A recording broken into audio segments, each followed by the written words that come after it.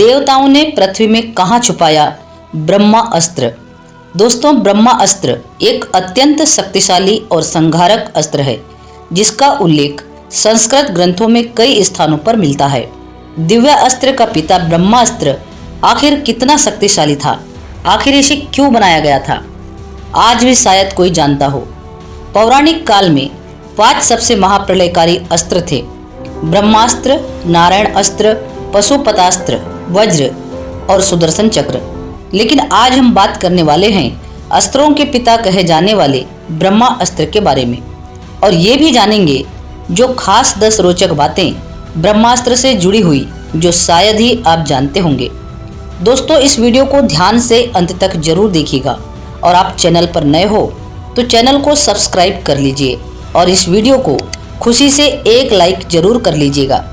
दोस्तों, ब्रह्मास्त्र के बारे में कहा जाता है कि यह अस्त्र एक बार छोड़ देने के बाद यह भयंकर वायु जोरदार तमाचे मारने लगती थी। ऐसा लगता था जैसे आकाश फटने वाला है, सारे उल्कापिंड धरती पर गिरने लगते थे, सारे जीव जंतु बुरी तरह से विलुप्त होने लगे थे, आकाश, पाताल, पृथ्वी पूरी तरह से हिलने लगती थी, धरती में दरारें आ जाती थी। ब्रह्मास्त्र इतना खतरनाक था। ब्रह्मास्त्र के एक बार छोड़ देने के बाद यह शत्रु को खत्म करने के बाद ही वापस आता था। लेकिन सवाल यह है कि किसने बनाया था ब्रह्मास्त्र। वेदों, पुराणों आदि में वर्णन मिलता है कि जगत पिता ब्रह्मा जी ने दैत्यों के नाश करने के लिए ब्रह्मास्त्र की उत्पत्ति की थी। दोस्तों, ब्रह्मास्त्र का अर्थ होता है ब्रह्मा यानी ईश्वर का अस्त्र। दूसरा सवाल, आखिर इंसानों को कैसे मिला था ब्रह्मास्त्र। दोस्तों, कहा जाता है कि शुरुआती अवस्था में ब्रह्मास्त्र सिर्फ देवी देवताओं के पास ही हुआ करता था। देवताओं ने सबसे पहले गंधर्वों को इस अस्त्र का ज्ञान प्राप्त किया था और धीरे धीरे यह अस्त्र इंसानों को हासिल हुआ। अब तीसरा सवाल, आखिर ब्रह्मास्त्र का उपयोग कितनी बार हुआ था। दोस्तों, कहा जाता है कि प्राचीन भारत में कहीं कहीं ब्रह्मास्त्र के प्रयोग किए जाने का प्रमाण मिलता है। रामायण में भी मेघनाद से युद्ध करने के लिए लक्ष्मण जी ने जब ब्रह्मास्त्र का प्रयोग करना चाहा, तब भगवान श्री राम ने उन्हें यह कहकर रोक दिया था कि अभी इसका प्रयोग उचित नहीं है, इससे पूरी लंका समाप्त हो जाएगी, राक्षसों के साथ साथ निर्दोष भी मारे जाएंगे। दोस्तों, लेकिन कहा जाता है कि राम रावण युद्ध में ब्रह्मास्त्र का प्रयोग हुआ था। इसके बाद महाभारत के युद्ध में अश्वत्थामा ने भी इसका प्रयोग किया था। चौथा सवाल, किस किस योद्धाओं के पास था ब्रह्मास्त्र। रामायण और महाभारत काल में यह अस्त्र गिने चुने योद्धाओं के पास था। रामायण काल में यह अस्त्र श्री राम, लक्ष्मण जी, रावण और मेघनाद के पास था, और वही महाभारत काल में यह अस्त्र परशुराम जी के पास था, द्रोणाचार्य के पास था, युधिष्ठिर, कर्ण, भगवान श्री कृष्ण, अश्वत्थामा, अर्जुन और प्रद्युम्न के पास था। अर्जुन ने इसे द्रोण के पास से हासिल किया था। द्रोणाचार्य को इसकी प्राप्ति ऋषि जमदग्नि से हुई थी, और कर्ण को इस अस्त्र की प्राप्ति स्वयं परशुराम से हुई थी। अब बात करते हैं 5वें सवाल की, आखिर ब्रह्मास्त्र कितना प्रलयकारी था। दोस्तों, ब्रह्मास्त्र कई प्रकार के होते थे और व्यापक रूप से संहारक। एक रासायनिक, दिव्य और मानसिक अस्त्र। माना जाता है कि 2 ब्रह्मास्त्र के आपस में टकराने से प्रलय की स्थिति उत्पन्न होती थी। इससे समस्त पृथ्वी के समाप्त होने का भय भी रहता था। महाभारत में सात्विक पर्व में अध्याय 13 से लेकर अध्याय 15 के बीच में ब्रह्मास्त्र के परिणामों के बारे में बताया गया है। 6वां सवाल, आखिर क्या होता है ब्रह्मास्त्र का परिणाम।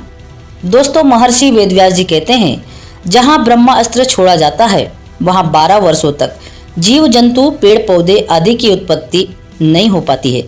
महाभारत में उल्लेख मिलता है कि ब्रह्मास्त्र के कारण गांव में रहने वाली सभी स्त्रियों के गर्भ में सभी शिशु मारे गए थे। दोस्तों, आप जानते ही होंगे कि हिरोशिमा के रेडिएशन फॉलआउट होने के कारण भी कई सारी स्त्रियों के गर्भ में शिशु मारे गए थे, और उस इलाके में 12 वर्ष तक अकाल रहा था। इससे ये सिद्ध होता है कि ब्रह्मास्त्र भी परमाणु बम जैसा ही था, बल्कि उससे भी खतरनाक। 7वां सवाल, आखिर ब्रह्मास्त्र को नष्ट कैसे करते थे। दोस्तों, कहा जाता है कि इस अस्त्र का काट किसी के भी पास नहीं था। कहते हैं कि ब्रह्मास्त्र को ब्रह्मा अस्त्र से ही रोका जा सकता था और इसे वापस लेकर इसके परिणाम से बचा जा सकता था। अश्वत्थामा ने जब अर्जुन और भगवान श्री कृष्ण पर अस्त्र चलाया था तब ऐसा ही कुछ हुआ था। माना जाता है कि यह अस्त्र अचूक और सबसे भयंकर अस्त्र है, लेकिन इस अस्त्र का एक ही काट है और वो है भगवान शिव का संभास्त्र, जो सभी अस्त्र शस्त्र को निगलने की ताकत रखता है। 8वां सवाल, क्या यह ब्रह्मास्त्र परमाणु बम जैसा ही था? शोधकर्ताओं के अनुसार विदेशी वैज्ञानिक मानते हैं कि वास्तव में महाभारत में परमाणु बम का प्रयोग हुआ था। 42 वर्ष पहले पुणे के डॉक्टर और लेखक विष्णुवर्तक ने अपने शोधकर्ता के आधार पर यह कहा था कि महाभारत के समय जो ब्रह्मास्त्र इस्तेमाल किया गया था वो दरअसल परमाणु बम के समान ही था। डॉक्टर वर्तक ने 1970 में किताब लिखी थी स्वयंभू। इसमें इस अस्त्र का विशेष उल्लेख मिलता है।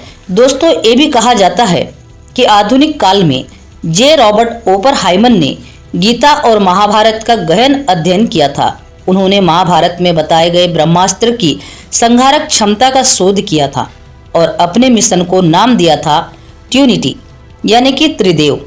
ओपनहाइमर ने वैज्ञानिकों के नेतृत्व में सबसे पहले 16 जुलाई 1945 को इसका पहला परीक्षण किया था, जो कि एक परमाणु बम था। 9वां सवाल, क्या सिंध सभ्यता ब्रह्मा अस्त्र से नष्ट हुई थी? सिंधु घाटी सभ्यता यानी कि मोहनजोदाड़ो, हड़प्पा, ये सभी में विशेष तौर पर अनुसंधान किया है और पाया गया है कि ऐसे ऐसे नगर मिलते हैं जो 5 से 7 हजार ईसा पूर्व अस्तित्व में थे।